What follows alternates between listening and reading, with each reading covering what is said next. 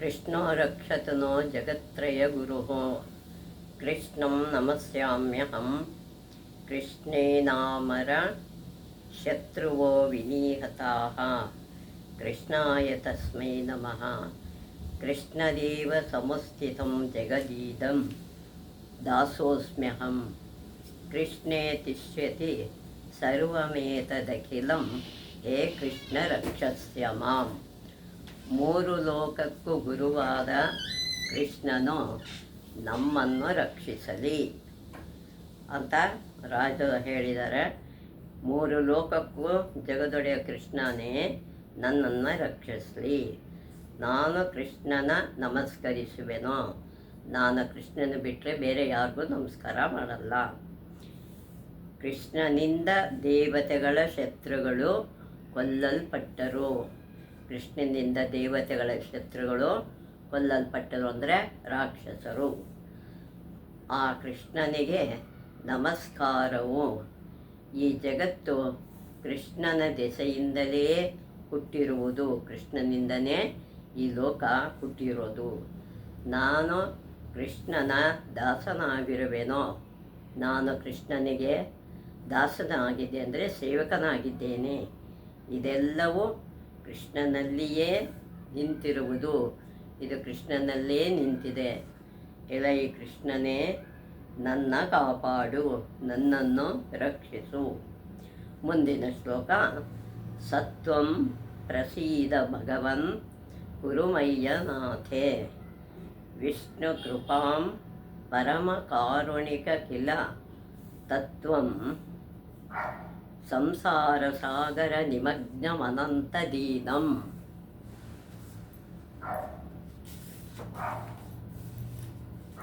ಉದ್ಧರ್ತುಮರ್ಹಸಿ ಹರೇ ಪುರುಷೋತ್ತಮೋಸಿ.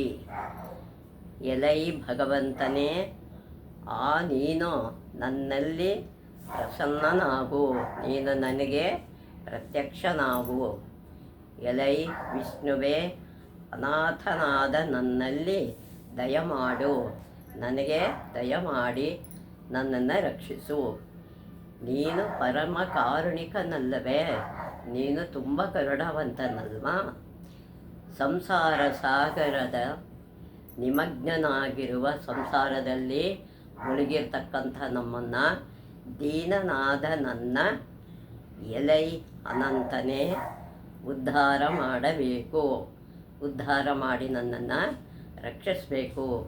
ಹರಿಯೇ, ನೀನು ಪುರುಷೋತ್ತಮನಾಗಿರುವೆ ಎಲ್ಲವೇ, ನೀನು ಎಲ್ಲರಿಗಿಂತ ಉತ್ತಮನಾದವನು, ನನ್ನನ್ನು ಕಾಪಾಡು ಅಂತ ಹೇಳ್ಕೊಂಡಿದ್ದಾರೆ ಕುಲಶೇಖರ ಆಳ್ವಾರರು. ವೀಕ್ಷಕರೇ, ಇನ್ನು ಮುಂದೇನು ಬೇರೆ ಬೇರೆ ವಿಷಯಗಳು ಬರ್ತಿರುತ್ತೆ. ಅದನ್ನು ನೀವು ನೋಡಿ ನಮಗೆ ಆಶೀರ್ವಾದ ಮಾಡಬೇಕು. ಎಲ್ಲರೂ ನೋಡಿ ಅಂತ ಎಲ್ಲರಿಗೂ ನೀವು ಹೇಳ್ತಾ ಬನ್ನಿ. ಇದು ನಾವು ನಿಮ್ಮಲ್ಲಿ ಕೇಳಿಕೊಳ್ತಕ್ಕಂಥ ಮನವಿ. ಮಾಡ್ತೀರಿ ಅಂತ ನಾವು ನಂಬಿದ್ದೀವಿ. ಮುಂದಿನ ವಿಷಯ ನೋಡಿ. ಇವತ್ತು ಒಂದು ನೀತಿಗೆ ಸಂಬಂಧಪಟ್ಟಂಥದ್ದು. ಇದನ್ನು ಬರೆದಿರೋರು ಭರ್ತೃಹರಿ ಅಂತ. ಏನು ನೀತಿ ಕಥೆ ಅಂದರೆ, ಭರ್ತೃಹರಿಯ ಶತಕತ್ರ ಅಂದರೆ 300 ಬರೆದಿದ್ದಾರೆ. ನೀತಿ ಶತಕ ಅಂದರೆ 100 ಮಾತುಗಳನ್ನು ನೀತಿಗೆ ಸಂಬಂಧಪಟ್ಟ ಹೇಳಿದ್ದಾರೆ. ಒಂದನೇದು ಮೂರ್ಖರ ನಿಂದೆ. ಮೂರ್ಖ ಏನು ಮಾಡ್ತಾನೆ? ನಿಂದೆ ಮಾಡಿದ್ರು ಸುಮ್ಮನೆ ಇರ್ತಾನೆ. ನೀತಿಶಾಸ್ತ್ರವೆಂಬುದು ಶಾಸ್ತ್ರಕ್ಕಿಂತ ಸಜ್ಜನರ ಅನುಭವವೆಂದರೆ ಹೆಚ್ಚು ಯೋಗ್ಯ. ನೀತಿಶಾಸ್ತ್ರ ಅನ್ನೋದು ಶಾಸ್ತ್ರಕ್ಕಿಂತ ಸಜ್ಜನರ, ಒಳ್ಳೆಯವರ ಅನುಭವಸ್ಥರ ಅನುಭವವೆಂದರೆ ಹೆಚ್ಚು ಸೂಕ್ತ. ಈ ನೀತಿ ಒಂದು ಅನುಭವದಿಂದ ಶುರುವಾಗಿರುತ್ತೆ. ಮೂಢರ, ದುಷ್ಟರ ಅನುಭವಗಳು ನಮಗೆ ನಿಷೇಧಾತ್ಮಕವಾಗಿ, ದುಷ್ಟರದು ಮೂಢರದು ನಮಗೆ ನಿಷೇಧಾತ್ಮಕವಾಗಿ ಕಾಣುತ್ತೆ. ನಿಷೇಧಾತ್ಮಕವಾದ ಪ್ರಯೋಜನ. ಅದರಲ್ಲಿ ಭರ್ತೃಹರಿಯು ಎರಡನ್ನೂ ನಮಗೆ ಮನಗಾಣಿಸಿ ಭರ್ತೃಹರಿ ನಮಗೆ ಎರಡನ್ನೂ ನಮ್ಮ ಅಜ್ಞಾನ ಅವಿವೇಕದ ಪರದೆ ತೆಗೆದುಹಾಕಲು ಅನೇಕ ಉಪಮೆ ಅಂದರೆ ಒಂದಕ್ಕೊಂದು ಹೋಲಿಸುವಂಥ ಇತಿಹಾಸ ಸ್ವಾನುಭವದ ಅಧಿಕಾರದೊಡನೆ ಹೇಳಿದ್ದಾರೆ. ಅಜ್ಞಾನ ಅಂದರೆ ಏನು, ವಿವೇಕ ಅಂದರೆ ಎರಡಕ್ಕೂ ಹೋಲಿಸಿ ಅವುಗಳಿಗೆ ಸಮಾನವಾದಂಥ ನೀತಿಗಳನ್ನು ಹೇಳಿದ್ದಾರೆ.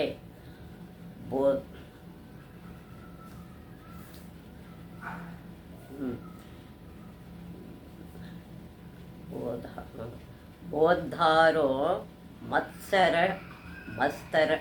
ಮತ್ಸರಗ್ರಸ್ತಾ ಪ್ರಭವ ಅಸಮಯೇರಪ್ಪಿತ ಅಬೋಧಾದಿಮನ್ಯ ಜೀರ್ಣಮಂಗೆ.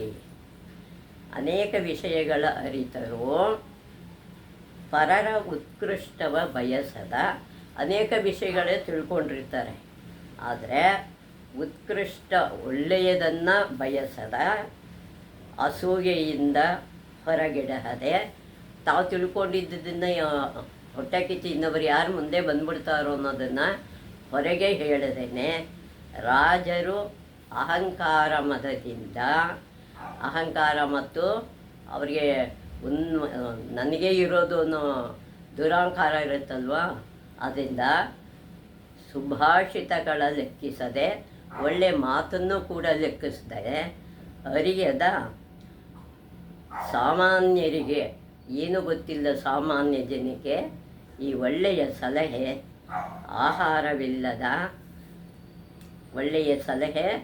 ಆಹಾರವಿಲ್ಲದ ವೃದ್ಧರ ಅವಯವಗಳಂತೆ, ಒಳ್ಳೆಯ ಆಹಾರವಿಲ್ಲದೆ ವೃದ್ಧರ ಹೇಗೆ ಅವಯವಗಳನ್ನು ಮೆತ್ತಗಿವೆ. ಇಂಥ ಸತ್ಯ ಸುಂದರ ಸ್ಮರಣೀಯ ವಾಕ್ಯಗಳ ಶಕ್ತಿಯುತಗೊಳಿಸಿ ಅಜ್ಞಾನಿಗಳಿಗೂ ಇಂಥ ವಾಕ್ಯಗಳನ್ನು, ಈ ಸತ್ಯ ಸುಂದರ ಸ್ಮರಣೀಯ ವಾಕ್ಯಗಳ ಶಕ್ತಿಯುತಗೊಳಿಸಿ ಅದರಲ್ಲಿ ಎಲ್ಲನೂ ಮೇಳವಿಸಿ ಅದನ್ನು ಹೇಗೆ ಉಪಯೋಗಿಸೋದು ಅಂತ ಅಜ್ಞಾನಿಗಳಿಗೆ ತಿಳಿಸಲು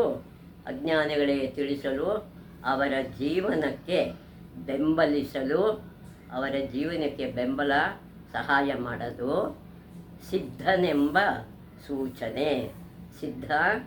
ನಾನೇ ಸಿದ್ಧನೆಂಬ ಸೂಚನೆಯನ್ನು ಕೊಟ್ಟಿದ್ದಾರೆ. ಅದು ಮುಂದಿನ ಶ್ಲೋಕ. ನಾನು ನಿಮಗೆ ಇದು ಹೇಳಲ್ಲ, నేను ಪೂರ್ತಿ ಗೊತ್ತಿಲ್ಲದವನಿಗೆ, ಏನೂ ಗೊತ್ತಿಲ್ಲದವನಿಗೆ ಪ್ರಯೋಜನವಾಗುವಂತೆ, ಏನೂ ಗೊತ್ತಿಲ್ಲದವನಿಗೆ ಹೇಳಿದ ತಕ್ಷಣ ತಿಳ್ಕೋಬೇಕು ಅನ್ನೋ ಸುಲಭವಾಗಿ ತಲುಪಿಸಬಹುದು. ಏನೂ ಗೊತ್ತಿಲ್ಲದ ಇದರಲ್ಲಿ ವಿಷಯನ ಸುಲಭವಾಗಿ ಹೇಳಿಬಿಡ್ಬೋದು. ಅಜ್ಞಾನಿಗೂ ಕೂಡ ತಿಳಿಸುವುದು, ಅಜ್ಞಾನ ಏನು ತಿಳಿದೇವರು, ಅಜ್ಞಾನ ಅವನಿಗೇನು ಗೊತ್ತೇ ಇಲ್ಲ ಅಂತ ಹೇಳ್ಬೋದು.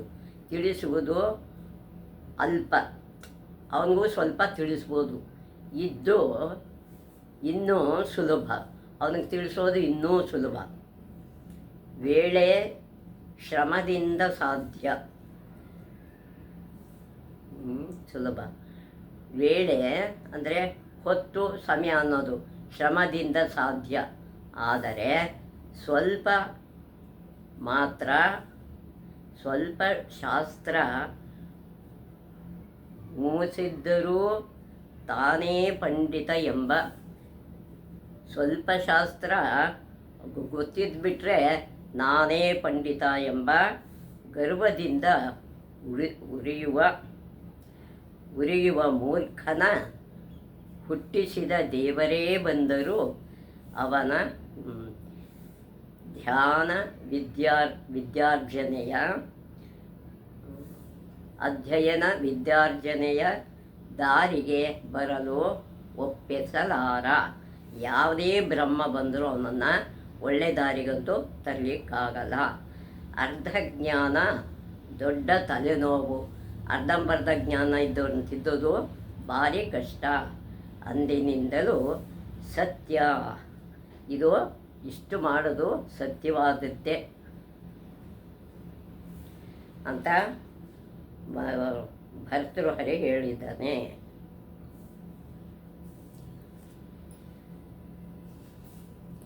ಮುಂದಿದ್ದು 3ನೇ ಶ್ಲೋಕ. ಮೊಸಳೆಯ ಬಾಯಿಯಲ್ಲಿ ಹಲ್ಲುಗಳ ಮಧ್ಯ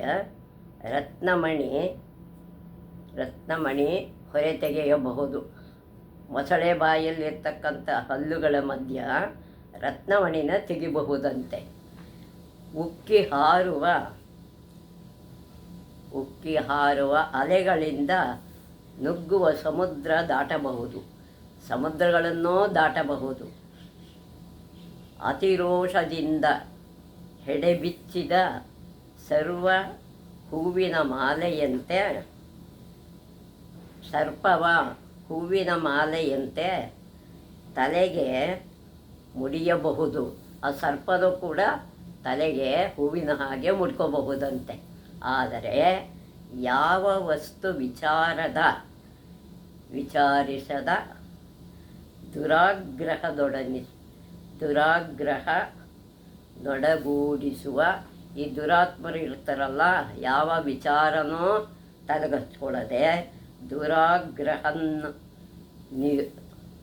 ದುರಾಗ್ರಹನ್ನಿರುವ ಭ್ರಮೆಯ, ಅವ್ರಿಗೆ ಒಂದು ಭ್ರಮೆ, ನಾನೇ ಹೆಚ್ಚು ಅಂತ. ದುರಾಗ್ರಹ ಅಂದರೆ ಕೆಟ್ಟ ಆಗ್ರಹದಿಂದ ನಡೀತಾ ಇರ್ತಲ್ವ, ದುಡಿಯುತ್ತಿರುವ ಭ್ರಮೆಯ ಮೂರ್ಖರ ಸಮಾಧಾನ ಸಂತೋಷಗೊಳಿಸುವುದು ಅಸಾಧ್ಯವೇ ಸರಿ. ಮೂರ್ಖರಿಗೆ ಯಾವ ರೀತಿ ಸಂತೋಷನೋ ಅವ್ರಿಗೆ ತಂದುಕೊಡೋಕ್ಕೆ ಸಾಧ್ಯನೇ ಇಲ್ಲ ಅಂತ ಹೇಳ್ತಾರೆ ಭರ್ತೃಹರಿ.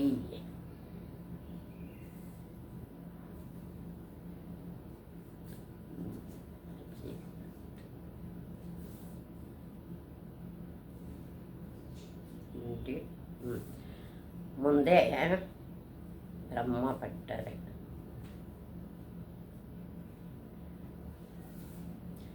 ಶ್ರಮಪಟ್ಟರೆ ಮರಳನ್ನಾದರೂ ಹಿಂಡಿ ಎಣ್ಣೆ ತೆಗೆಯಬಹುದು. ಶ್ರಮಪಟ್ಟು ಮರಳನ್ನು ಹಿಂಡಾದರೂ ಎಣ್ಣೆ ತೆಗೆಯಬಹುದು.